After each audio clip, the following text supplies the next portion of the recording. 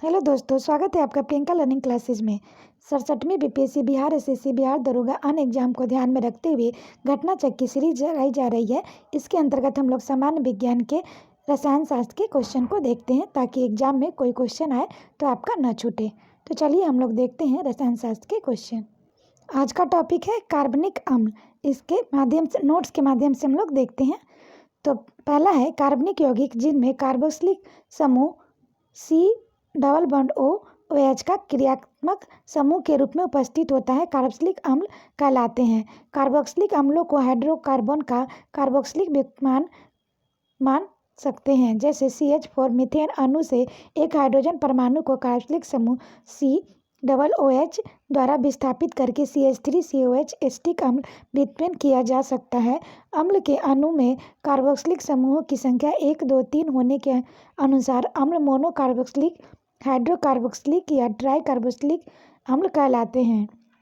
जैसे देखिए CH3COH, फिर CH3CH2COH, एसिटिक अम्ल, साइक्लिक अम्ल, सिट्रिक अम्ल, ये इसके एग्जाम्पल है। नेक्स्ट हम लोग देखते हैं संतृप्त मोनो कार्बोक्सिलिक अम्ल वसा अम्ल के बारे में। सेचुरेटेड मोनो कार्बोक्सिलिक एसिड और फैटी एसिड। मोनो कार्बोक्सिलिक अम्लों में अणु के एक कार्बोक्सिलिक समूह उपस्थित होता है। एलिफैक्टिक संतृप्त मोनो कार्बोक्सिलिक अम्ल RCOH प्रायः वसा अम्ल कहलाते हैं, क्योंकि इस श्रेणी का उच्च सदस्य जैसे पारमेटिक अम्ल, सीरिएटिक अम्ल आदि सर्वप्रथम वसा से प्राप्त किए गए थे। फॉर्मिक अम्ल सबसे सरल मोनोकार्बोक्सिलिक अम्ल है। फॉर्मिक अम्ल सर्वप्रथम चींटियों से आसवन द्वारा प्राप्त किया गया था, अतः उसका नाम फॉर्मिक अम्ल पड़ा।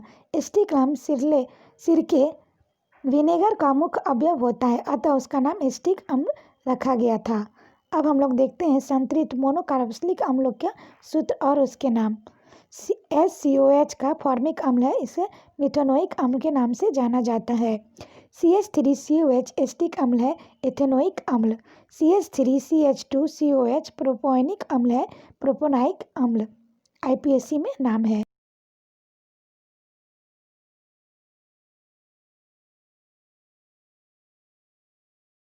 CHCOH आइसोब्यूटेरिक अम्ल है, 2-मेथाइल प्रोपेनिक अम्ल है। अब इसका भौतिक गुण देखें। मोनोकार्बोक्सिलिक अम्ल वसा अम्लों की श्रेणी में प्रथम 3 सदस्य फॉर्मिक, एसिटिक और प्रोपियोनिक अम्ल तीखी गंध के रंगहीन द्रव है। ब्यूटेरिक अम्ल से नैनोइक अम्ल तक के वसा अम्ल तेल जैसे द्रव है जिसमें दुर्गंधी मक्खन जैसी गंध आती है। डेकेनोइक अम्ल C9H19COH से उच्च सदस्य गंधहीन ठोस है। मोनोकार्बोक्सिलिक अम्ल नीले लिटमस को लाल करते हैं। फॉर्मिक अम्ल मिथेनोइक अम्ल है। फॉर्मिक अम्ल संतृप्त मोनोकार्बोक्सिलिक अम्लों की श्रेणी का प्रथम सदस्य है। यह लाल चींटियों में तथा मधुमक्खी, बड़े बिच्छू, बुट्टी आदि के डंक में तथा अन्य जीवों में पाया जाता है। चींटी, मधुमक्खी या बर्रे आदि के काटने से डंक मारने पर शरीर में खुजली, जलन व चिड़चिड़ापन मुख्य रूप से फॉर्मिक अम्ल की उपस्थिति के कारण होती है। फॉर्मिक अम्ल के गुण के बारे में देखें तो भौतिक गुण है। फॉर्मिक अम्ल तीखी गंध का एक रंगहीन द्रव है। इसका गलनांक 8.4 डिग्री सेंटीग्रेड और क्वथनांक 105 डिग्री सेंटीग्रेड है। यह एक संरक्षक कोरोसिव द्रव है। यह त्वचा पर फफोले डाल देता है। यह जल, अल्कोहल और ईथर में पूर्ण रूप से मिश्रीय है। एसिटिक अम्ल के बारे में देखें तो कार्बनिक अम्लों में एसिटिक अम्ल प्रमुख है। एसिटिक अम्ल सिरके का मुख्य अवयव होता है, इसलिए यह अम्ल एसिटिक कहलाता है। सिरके का खट्टा स्वाद एसिटिक अम्ल की उपस्थिति के कारण होता है। एसिटिक अम्ल वाष्पशील एस्टरों के रूप में वनस्पतियों की सुगंध तेलों में पाया जाता है। एसिटिक अम्ल के गुण देखें तो निर्जल एसिटिक अम्ल तीखी गंध, रंगहीन द्रव। इसका क्वथनांक 118 डिग्री सेंटीग्रेड है। यह ठंडा करने पर बर्फ जैसे क्रिस्टलीय ठोस इसका मेल्टिंग पॉइंट है 16.16 डिग्री सेंटीग्रेड में जम जाता है, तो इसे ग्लेशियल एसिटिक अम्ल भी कहते हैं। यह एक संक्षारण द्रव है। यह जल, अल्कोहल और ईथर में पूर्ण रूप से मिश्रणीय है। डाइकार्बोक्सिलिक अम्लों में 2 कार्बोक्सिलिक समूह COH उपस्थित होते हैं। ऑक्सैलिक अम्ल सबसे सरल संतृप्त डाइकार्बोक्सिलिक अम्ल है। यह श्रेणी कुछ सदस्य निम्नलिखित है: ऑक्सैलिक अम्ल, मोनोलिक अम्ल और सक्सिनिक अम्ल। अब इसके क्वेश्चन को हम लोग देखते हैं ताकि एग्जाम में कोई क्वेश्चन न रहे। तो कथन है फॉर्मिक एसिड एसिटिक एसिड से अधिक तेज अम्ल है, कारण फॉर्मिक एसिड ऑर्गेनिक एसिड है। तो इसका आंसर देखेंगे, कथन और कारण दोनों सही है। कथन कारण का सही स्पष्टीकरण नहीं करता है। नेक्स्ट क्वेश्चन देखते हैं, लंबे समय तक कठोर शारीरिक कार्य के पश्चात मांसपेशियों में थकान अनुभव होने का कारण होता है। तो लैक्टिक एसिड का संचय। इसकी व्याख्या देखें, लंबे समय तक कठोर शारीरिक कार्य के पश्चात मांसपेशियों में लैक्टिक अम्ल का संचय हो जाने के कारण शरीर में थकान का अनुभव होता है। लैक्टिक अम्ल का संचय त्वरित न होकर एककालिक प्रक्रिया है। थकान मिटाने के लिए आराम की आवश्यकता होती है। इसके अलावा शरीर में मालिश करने पर थकान में राहत मिलती है।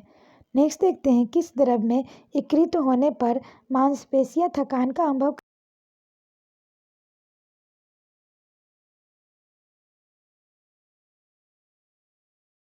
है। तो लैक्टिक एसिड होगा। नेक्स्ट क्वेश्चन देखते हैं, नींबू खट्टा किस कारण से होता है। तो साइट्रिक अम्ल के कारण। इसकी व्याख्या देखिए, नींबू में साइट्रिक अम्ल पाया जाता है। यह शरीर में विटामिन सी की कमी को पूरा करता है। विटामिन सी की कमी से स्कर्वी नामक रोग हो जाता है। एसिटिक अम्ल सिरके में पाया जाता है, जबकि टार्टेरिक अम्ल इमली में पाया जाता है। नेक्स्ट देखते हैं, नींबू में मुख्यतः कौन सा अम्ल होता है। तो इसका आंसर होगा साइट्रिक अम्ल। नेक्स्ट देखते हैं, सम्मिलित करना है।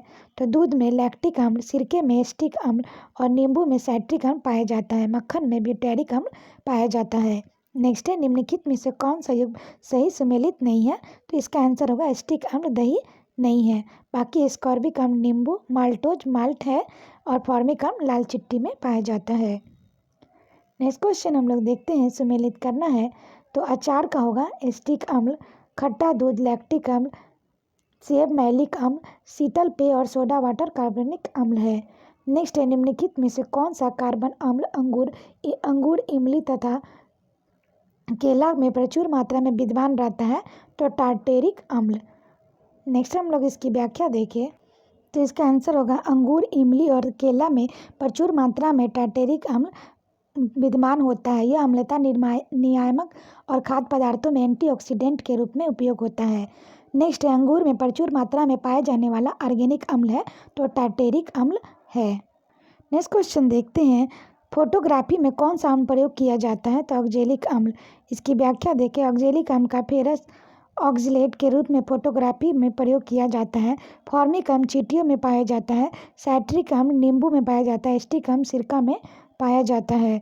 नेक्स्ट है, निम्नलिखित अम्लों में से किसको बेकिंग पाउडर के निर्माण में उपयोग करते हैं। तो इसका आंसर होगा टार्टेरिक अम्ल। टार्टेरिक अम्ल का प्रयोग बेकिंग पाउडर के निर्माण में किया जाता है। नेक्स्ट है, सिरका निम्न में से किस एक का जलीय घोल है। तो इसका आंसर होगा एसिटिक अम्ल का। इसकी व्याख्या देखें, एसिटिक अम्ल CH3COH एथेनोइक अम्ल एक कार्बनिक अम्ल है जो सिरके से खट्टे स्वाद और तीखी गंध के लिए उत्तरदायी है। सिरके के भौतिक और रासायनिक गुणों में इस बात की पुष्टि होती है कि वह एसिटिक अम्ल का जलीय घोल है। इसका निर्माण इथेनॉल के किण्वन से किया जाता है। नेक्स्ट है, सिरके में कौन सा अम्ल पाया जाता है। तो इसका आंसर होगा एसिटिक अम्ल। इसकी व्याख्या देखिए, किसी भी शर्करा युक्त विलयन के मदिराकरण के अनंतरण अम्लीय किण्वन सिरका से प्राप्त होता है। सिरके में मुख्यतः एसिटिक अम्ल पाया जाता है। यह एक परिरक्षक के रूप में प्रयुक्त होता है। नेक्स्ट क्वेश्चन देखते हैं, निम्नलिखित में से कौन सा कथन सत्य है। तो इसका आंसर होगा गन्ने के रस में को किण्वित करने पर सिरका बनता है। नेक्स्ट है, सिरका का रासायनिक नाम है। तो इसका आंसर होगा एसिटिक अम्ल।